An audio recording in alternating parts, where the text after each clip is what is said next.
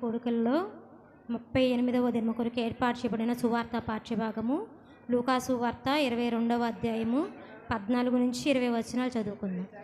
ఆ గడియ వచ్చినప్పుడు ఆయనయు ఆయనతో కూడా అపోస్తలులను పంక్తిని కూర్చుండిరి.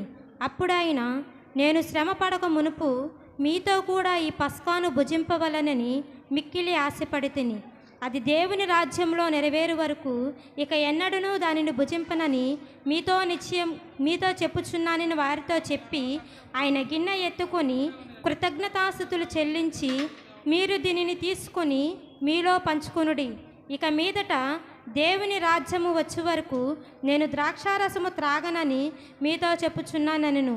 పిమ్మట ఆయన ఒక రొట్టె పట్టుకొని కృతజ్ఞతాస్తుతులు చెల్లించి దాన్ని విరిచి వారికిచ్చి, ఇది మీ కొరకు ఇయ్యబడుచున్న నా శరీరము, నన్ను జ్ఞాపకము చేసుకున్నట్టుకు దీనిని చేయడని చెప్పెను. ఆ ప్రకారమే భోజనమైన తరువాత ఆయన గిన్నెయు పట్టుకొని, ఈ గిన్నె మీ కొరకు చిందింపబడుచున్న నా రక్తము వలనైన క్రొత్త నిబంధన. ఇంతటితో సువార్త పాఠ్యభాగం ఇంత పర్యంతము.